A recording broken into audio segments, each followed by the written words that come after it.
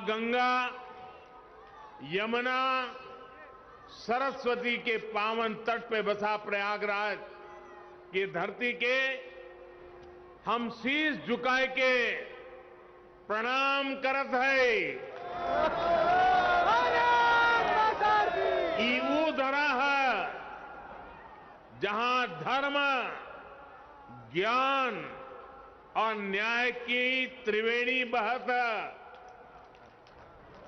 तीर्थन के तीर्थ प्रयागराज में आई के हमेशा ही एक अलग ही पवित्रता और ऊर्जा का एहसास होता है। पिछले वर्ष फरवरी में हम कुंभ मां ई पवित्र धरती पर आवा रहे, तब संगम में डुबकी लगाए के अलौकिक आनंद के अनुभव प्राप्त किए रहे। तीर्थराज प्रयाग की ऐसी पावन भूमि को मैं हाथ जोड़कर प्रणाम करता हूं। आज हिंदी साहित्य जगत के सर्वमान्य आचार्य महावीर प्रसाद द्विवेदी जी की पुण्यतिथि भी है। प्रयागराज से साहित्य की जो सरस्वती बही, द्विवेदी जी लंबे समय तक उसके संपादक भी रहे। मैं उन्हें अपनी श्रद्धांजलि अर्पित करता हूं। माता और बहनों, प्रयागराज हजारों सालों से हमारी मातृशक्ति की प्रतीक मां गंगा, यमुना, सरस्वती के संगम की धरती रही है। आज ये तीर्थ नगरी नारी शक्ति के इतने अद्भुत संगम की भी साक्षी बनी है। ये हम सभी का सौभाग्य है कि आप सभी हमें अपना स्नेह देने, अपना आशीर्वाद देने आई है। माताओं बहनों, मैं यहां मंच पर आने से पहले मैंने बैंकिंग सखियों से, स्व सहायता समूह से जुड़ी बहनों से और कन्या सुमंगला योजना की लाभार्थी बेटियों से बात की। ऐसे ऐसे भाव, ऐसी ऐसी आत्मविश्वास से भरी बातें, माताओं बहनों, हमारे यहां एक कहावत है, प्रत्यक्षे किम प्रमाणम, यानी जो प्रत्यक्ष है, जो सामने है, उसे साबित करने के लिए कोई प्रमाण की जरूरत नहीं पड़ती। यूपी में विकास के लिए, महिलाओं के सशक्तिकरण के लिए जो काम हुआ है वो पूरा देश देख रहा है। अभी यहां मुझे मुख्यमंत्री कन्या सुमंगला योजना की 1 लाख से ज्यादा लाभार्थी बेटियों के खातों में करोड़ों रुपए ट्रांसफर करने का सौभाग्य मिला।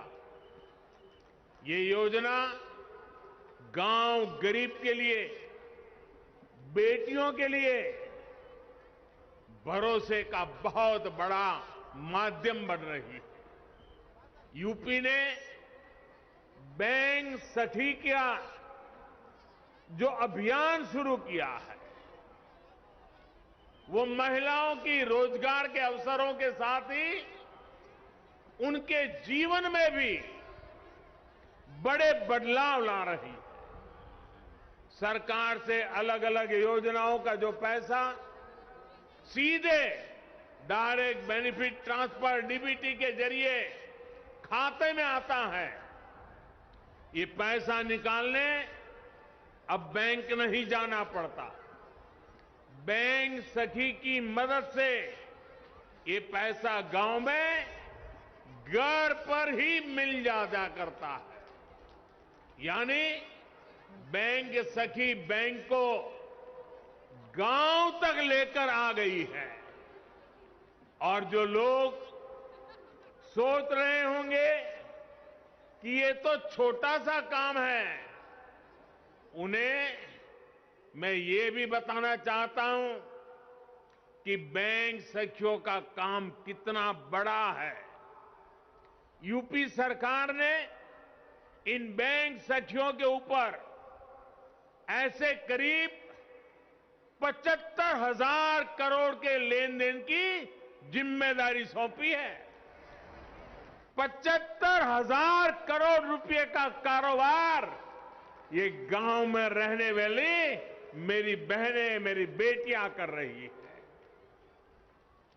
जितना लेन देन गांव में होगा, उतनी ही उनकी आमदनी भी होगी। इनमें से ज्यादातर बैंक संख्या वो बहनें हैं कुछ समय पहले तक जिनके खुद के बैंक के खाते भी नहीं थे, लेकिन आज इन महिलाओं के हाथों में बैंकिंग की, डिजिटल बैंकिंग की ताकत आ गई है। इसलिए देश देख रहा है कि यूपी में कैसे काम हो रहा है। और तभी तो मैं कहता हूं, प्रत्यक्षे किम प्रमाणम। माताओं बहनों, यूपी ने टेक होम राशन, जच्चा बच्चा को दिए जाने वाले पोषण को तैयार करने की जिम्मेदारी भी महिलाओं के हाथों में सौंपी है। ये पोषण वाला राशन और आहार अब सेल्फ हेल्प ग्रुप में साथ मिलकर महिलाएं खुद बनाएगी। ये भी बहुत बड़ा काम है। सालाना हजारों करोड़ रुपए का काम है। जिन 202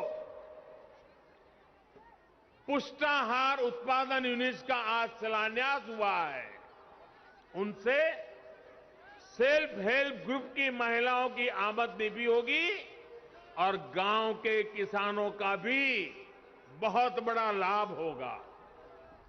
गांव की महिलाएं अपनी फैक्ट्री में पुष्टाहार बनाने के लिए फसल, अनाज गांव से ही तो खरीदने वाली है। यही तो सशक्तिकरण के वो प्रयास हैं जिन्होंने यूपी की महिलाओं का जीवन बदलना शुरू कर दिया है। सरकार अलग अलग सेक्टर्स में स्वयं सहायता समूहों को जो सहायता दे रही है,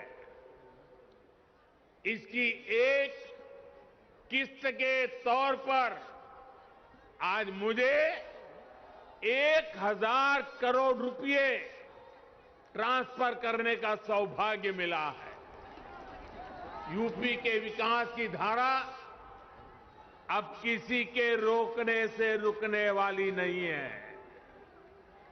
उत्तर प्रदेश की महिलाओं ने, माता बहनों, बेटियों ने ठान लिया है, अब वो पहले की सरकारों वाला दौर वापस नहीं आने देगी।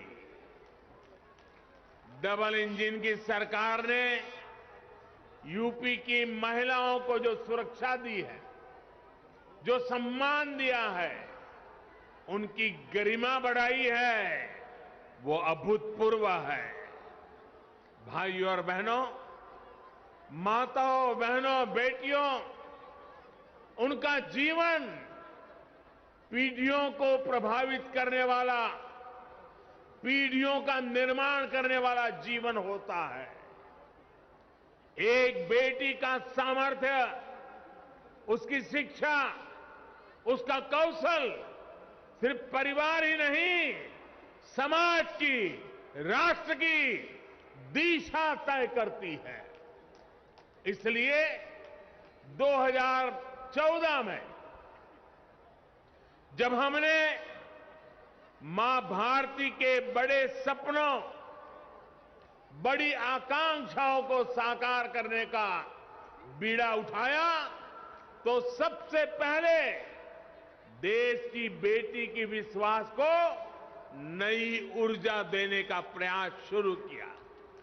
इसलिए हमने बेटी के जन्म से लेकर जीवन के चक्र में हर अवस्था में महिलाओं को सशक्त करने के लिए योजनाएं बनाई, अभियान चलाए। साथियों, बेटियां कोख में ही ना मरी जाएं, वो जन्म लें, इसके लिए हमने बेटी बचाओ बेटी पढ़ाओ अभियान के माध्यम से समाज की चेतना को जगाने का प्रयास किया। आज परिणाम यह है कि देश के अनेक राज्यों में बेटियों की संख्या में बहुत वृद्धि हुई है। प्रसव के बाद भी बिना चिंता के अपने बच्चे की शुरुआती देखरेख करते हुए मां अपना काम जारी रख सके, इसके लिए महिलाओं की छुट्टी को 6 महीने किया गया है। साथियों, गर्भावस्था के दौरान गरीब परिवारों में मातृ स्वास्थ्य चिंता का एक बहुत बड़ा कारण रहा है। इसलिए हमने गर्भवती महिलाओं के टीकाकरण, अस्पतालों में डिलीवरी और गर्भावस्था के दौरान पोषण पर विशेष ध्यान दिया। प्रधानमंत्री मातृ वंदना योजना के तहत गर्भावस्था के दौरान 5,000 रुपये महिलाओं के बैंक खाते में जमा किए जाते हैं, ताकि वो उचित खान पान का ध्यान रख सके।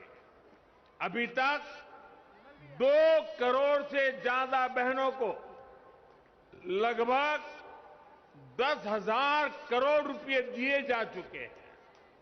साथियों, बेटियां ठीक से पढ़ाई कर सकें, उनको स्कूल बीच में ना छोड़ना पड़े, इस पर भी हमने लगातार काम किया है। स्कूलों में बेटियों के लिए अलग टॉयलेट बनाना हो या फिर सैनिटरी पैड्स को गरीब से गरीब बेटियों के लिए सुलभ कराना हो, हमारी सरकार किसी भी काम में पीछे नहीं रही है। सुकन्या समृद्धि योजना के तहत लगभग 2.5 करोड़ बच्चियों के अकाउंट खोले गए हैं। ये पैसा बड़े होने पर उनके सपनों को पूरा करे, उसके लिए इस पर ब्याज दर भी ऊंची रखी गई है। स्कूल कॉलेज के बाद करियर से लेकर गृह गृहस्थी तक भी हर कदम पर महिलाओं की सुविधा और स्वास्थ्य का ध्यान रखा जा रहा है। स्वच्छ भारत मिशन के तहत करोड़ों शौचालय बनने से, उज्ज्वला योजना के तहत गरीब से गरीब बहनों को गैस कनेक्शन की सुविधा मिलने से, घर में ही नल से जल आने से बहनों के जीवन में सुविधा भी आ रही है और उनकी गरिमा में भी वृद्धि हुई है। साथियों, आयुष्मान भारत योजना के तहत भी सबसे अधिक लाभ अगर किसी को हुआ है तो वो हमारी बहनें ही है। चाहे वो अस्पतालों में डिलीवरी हो या फिर दूसरा इलाज, पहले पैसे के अभाव में बहनों के जीवन पर संकट रहता था। अब 5 लाख रुपए तक के मुफ्त इलाज की सुविधा मिलने से उनकी ये चिंता दूर हो गई है। माताओं बहनों, भारतीय समाज में हमेशा से माताओं बहनों को सर्वोपरि दर्जा दिया गया है, लेकिन आज एक सच्चाई की तरफ भी मैं आपका, पूरे देश का ध्यान दिलाना चाहता हूं। हमारे यहां परंपरा से सदियों तक, दशकों तक ऐसी व्यवस्था रही कि घर और घर की हर संपत्ति को केवल पुरुषों को ही अधिकार समझा जाने लगा। घर है तो किसके नाम? पुरुषों के नाम। खेत है तो किसके नाम? पुरुषों के नाम। नौकरी दुकान पर किसका हक? पुरुषों का। आज हमारी सरकार की योजनाएं इस असमानता को दूर कर रही है। प्रधानमंत्री आवास योजना इसका सबसे बड़ा उदाहरण है। प्रधानमंत्री आवास योजना के तहत जो घर दिए जा रहे हैं वो प्राथमिकता के आधार पर महिलाओं के ही नाम से बन रहे हैं। अगर मैं यूपी की ही बात करूं तो यूपी में 30 लाख से अधिक घर पीएम आवास योजना के बनाए गए हैं। इनमें से करीब 25 लाख घरों की रजिस्ट्री में महिलाओं का ही नाम है। आप अंदाजा लगा सकते हैं, पहली बार यूपी में 25 लाख महिलाओं के नाम उनका घर हुआ है। जिन घरों में पीढ़ियों से किसी महिला के नाम पर कोई संपत्ति नहीं थी, आज वो पूरे के पूरे घर किसी महिला के ही नाम है। यही तो होता है महिलाओं का सशक्तिकरण, सच्चा सशक्तिकरण। यही तो होता है विकास। माताओं बहनों, मैं आज आपको एक और योजना के बारे में बताना चाहता हूं। ये योजना है केंद्र सरकार की स्वामित्व योजना। स्वामित्व योजना के तहत देश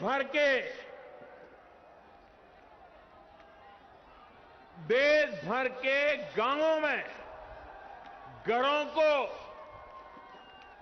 जमीनी के ड्रोन से तस्वीर लेकर घर के मालिकों को प्रॉपर्टी के कागज दिए जा रहे हैं। घरौनी दी जा रही है। ये घरौनी देने से घर की महिलाओं को प्राथमिकता दी जा रही है। अगले कुछ वर्षों में उत्तर प्रदेश के गांव में योगी जी की सरकार हर घर की मैपिंग कराकर ऐसे ही घरौनी देने का काम पूरा कर लेगी। फिर जो बने हुए घर हैं, उनके कागज में भी घर की महिलाओं का नाम होगा, घर की माताओं का नाम होगा।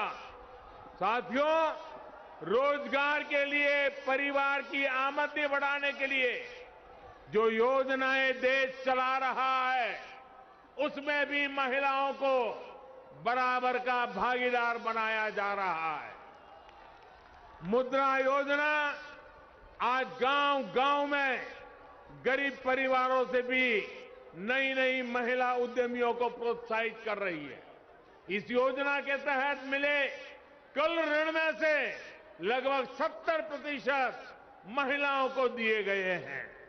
दीनदयाल अंत्योदय योजना के जरिए भी देश भर में महिलाओं को सेल्फ हेल्प ग्रुप की और ग्रामीण संगठनों से जोड़ा जा रहा है। महिला स्वयं सहायता समूह की बहनों को तो मैं आत्मनिर्भर भारत की चैंपियन मानता हूं। मैं स्वयं सहायता समूह असल में राष्ट्र सहायता समूह है। इसलिए राष्ट्रीय आजीविका मिशन के तहत 2014 से पहले के 5 वर्षों में जितनी मदद दी गई, बीते 7 साल में उसमें लगभग 13 गुना बढ़ोतरी गई है। 13 गुना बढ़ोतरी। हर सेल्फ हेल्प ग्रुप को पहले जहां 10 लाख रुपए तक का बिना गारंटी का ऋण मिलता था, अब ये सीमा भी दोगुनी यानी 20 लाख की गई है। माताओं बहनों, शहर हो या गांव, महिलाओं के लिए हमारी सरकार हर छोटी बड़ी मुश्किलों को ध्यान में रखते हुए फैसले ले रही है। कोरोना के इस कालखंड में आपके घर का चूल्हा जलता रहे, इसके लिए मुफ्त राशन देने की व्यवस्था हमारे ही सरकार ने की है। महिलाएं रात की पाली में भी काम कर सके, इसके लिए नियमों को आसान बनाने का काम हमारी ही सरकार ने किया। खदानों में महिलाओं के काम करने पर जो कुछ बंदिश थी, वो हमारी ही सरकार ने हटाई है। देश भर के सैनिक स्कूलों के दरवाजे लड़कियों के लिए खोल देने का काम हमारी सरकार ने किया है।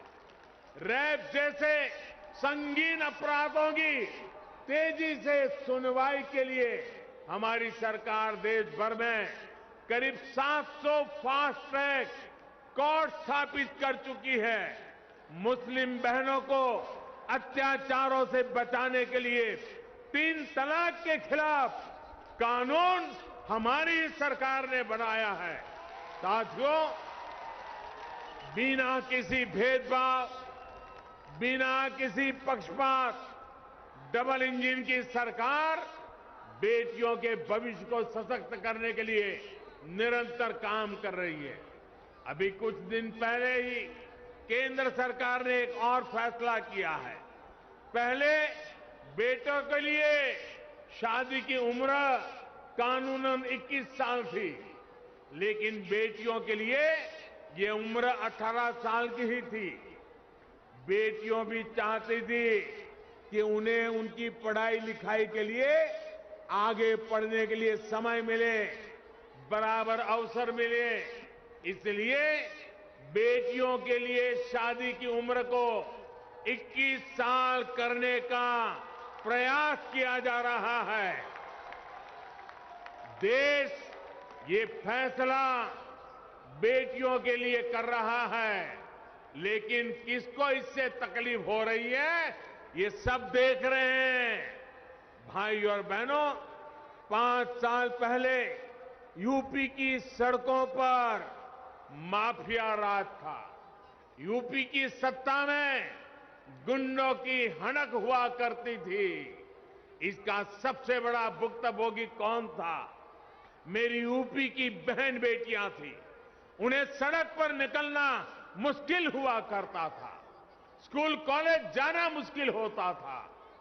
आप कुछ कह नहीं सकती थी, बोल नहीं सकती थी, क्योंकि थाने गई तो अपराधी बलात्कारी की सिफारिश में किसी को फोन आ जाता था। योगी जी ने इन गुंडों को उनकी सही जगह पहुंचाया है। आज यूपी में सुरक्षा भी है, यूपी में अधिकार भी है।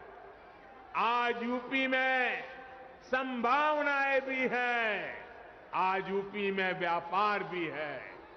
मुझे पूरा विश्वास है, जब हमारी माताओं बहनों का आशीर्वाद है, इस नई यूपी को कोई वापस अंधेरे में नहीं धकेल सकता। भाई और बहनों, आइए प्रयागराज की पुण्य भूमि से ये संकल्प लें, हमारा यूपी आगे बढ़ेगा, हमारा यूपी नई ऊंचाइयां छुएगा। आप सभी माताओं बहनों, आपके आशीर्वाद के लिए, आपके समर्थन के लिए और यूपी के आगे बढ़ाने में आपकी सहभागिता के लिए मैं फिर से एक बार आपको आदरपूर्वक नमन करता हूं। आपका हृदय से बहुत बहुत धन्यवाद करता हूं। मेरे साथ बोलिए, भारत माता की, भारत माता की, भारत माता की। बहुत बहुत धन्यवाद।